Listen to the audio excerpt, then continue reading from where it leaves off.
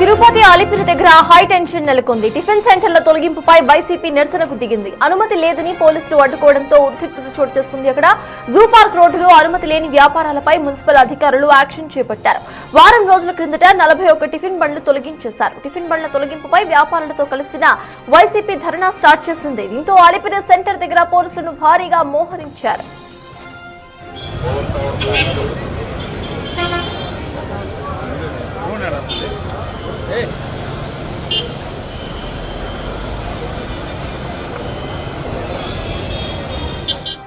ఇదే అంశంపై పూర్తి డీటెయిల్స్ మా ప్రతినిధి ఉమాశంకర్ అందిస్తారు. ఉమాశంకర్, చెప్పండి, టిఫిన్ సెంటర్స్ ను ఎందుకు తొలగిస్తుంది గవర్నమెంట్?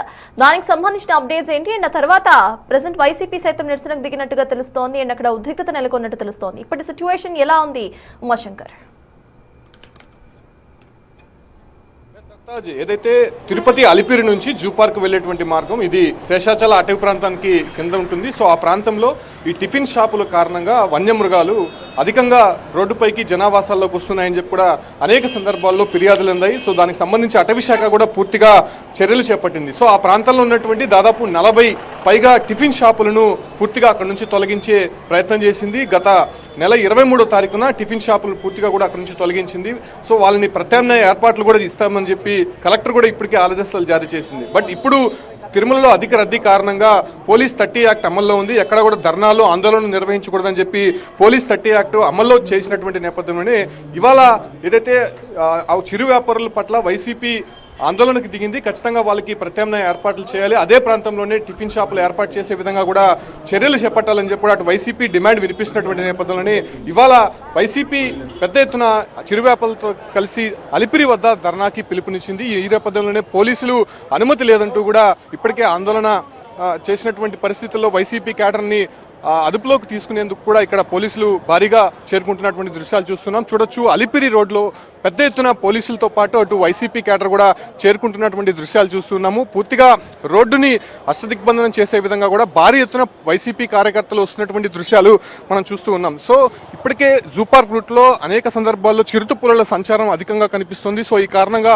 అటువైపుగా వెళ్తున్నటువంటి అనేక మంది వాహనదారులు కావచ్చు, అంటే యూనివర్సిటీలోకి చొరబడుతున్నటువంటి నేపథ్యంలోనే అటు వన్యప్రాణులు పూర్తిగా అక్కడ ఉన్నటువంటి టిఫిన్స్ కావచ్చు, అంటే ఏదైతే వ్యర్థాలు ఉంటాయో వాటిని తినడానికి పెద్ద సంఖ్యలో అక్కడికి వన్య ప్రాణులు రావడము, సో వాటిని వెంటాడడానికి చిరుతపులులు అక్కడికి వస్తుండడంతో సో పూర్తిగా దాన్ని నిర్మూలించడానికి, దాన్ని కట్టడి చేయడానికి ప్రభుత్వం ఈ రకమైనటువంటి తోపుడు బండ్లను, అదే రకంగానే చిరు వ్యాపారులను, అక్కడ ఉన్నటువంటి టిఫిన్ షాపులను పూర్తిగా కూడా తొలగించే ప్రయత్నం చేసింది. సో ఆ ఒక్క నేపథ్యంలోనే కంప్లీట్గా అక్కడ ఉన్నటువంటి వ్యాపారస్తులతో కలిసి వైసీపీ ఆందోళనకు పిలుపునిచ్చినటువంటి నేపథ్యంలోనే అది పెద్ద ఎత్తున ఉద్రిక్తకు దారితీసేటువంటి అవకాశం కనిపిస్తోంది. అలిపిరి మార్గం గుండా అనేక వాహనాలు కూడా తిరుమలకు వెళ్తుంటాయి, శ్రీవారి భక్తులు వెళ్తూ ఉంటాయి. సో ఈ ప్రాంతంలో ఖచ్చితంగా పోలీస్ 30 యాక్ట్ ఇప్పటికే అమల్లో ఉంది కాబట్టి ఎవరికి కూడా అనుమతి లేదని చెప్పి కూడా చెప్తున్నారు. సో కంప్లీట్గా ఉన్నటువంటి వైసీపీ క్యాడర్ మనం చూడొచ్చు. దాంతోపాటు కూడా పోలీసులు కూడా అధికంగా చేరుకుంటున్నటువంటి దృశ్యాలు అయితే చూస్తున్నాం. అసలు వైసీపీ నేత ఉన్నాడు. ఏంటి సార్, ఏం చెప్తారు? అసలు ఆ ప్రాంతంలో చిరుతపులులు తిరుగుతున్నాయి, ఖచ్చితంగా తోపుడు బండ్లకి తొలగించి ఆ ప్రాంతంలో ప్రత్యామ్నాయ మార్గాలు కూడా చెప్పిస్తామని చెప్తున్నారు. ఇక్కడ వ్యవస్థ అనేది చిరుతపుళ్ళు కొండ మీద అనేది ఉన్నది నిజం. బోన్లో బంధిస్తున్నారు టీటీడీ ఫారెస్ట్ వాళ్ళు అనేది నిజం. అలాంటి దానికి పేదవాళ్ళు 41 కుటుంబాలు 10 ఏళ్ళగా నివసిస్తూ ఉంటే ఈ తిరుపతిలో ఒక రవినాయుడు అనేవాడు, పేట రవిడు అనేవాడు తిరుపతికి వచ్చి కొట్టాల నుంచి చంద్రగిరి నియోజకవర్గానికి వచ్చి చాప్ చైర్మన్ అయిన అధికార దాహంతో ఇక్కడ లేనిపోయిన అరాచకాలు సృష్టిస్తున్నాడు. ఒక అరకు కాఫీ కోసం, అతని ఫ్రెండ్ కోసం మిగిలిన 41 మంది కాపరాలు నిట్టెనలో నడు రోడ్లో పడేసి మున్సిపాలిటీ. మీరు లోకల్గా ఉన్నారు, ఆ ప్రాంతంలో చిరుతల సంచారం ఎక్కువ అవుతుంది. సో ఈ కారణంగా వ్యర్థాలు పారడం కారణంగా ఇది కారణంగా చిరుతపుళ్ళు ఎందుకు వస్తాయి? రోడ్డు మీద ఫారెస్ట్లో ఉంటాయి కానీ నడు రోడ్లు ఎప్పుడు వస్తున్నాయి? ఫారెస్ట్ వాళ్ళు ఏం చేస్తూ ఉన్నారు? రోడ్డు మీదకి వచ్చేంతవరకు అంత వేస్ట్ పదార్థాలు అడే ఉండవు. ఆడ టిఫిన్ బండ్లు పెట్టుకుని ఇడ్లీలు, దోశలు, పూరీలు అవి పెట్టుకుంటారు. దానికి చిరుతపుళ్ళే వస్తాయా? ఈ ఫారెస్ట్లో వదిలేసి, ఇంత అడవిలో వదిలేసి నడి రోడ్లు పబ్లిక్గా జూ పార్క్ రోడ్లో, జూ పార్క్ అని పార్కే ఉంది, భారతీయ విద్యాభవన్ స్కూల్ ఉంది, హాస్పిటల్స్ ఉన్నాయి.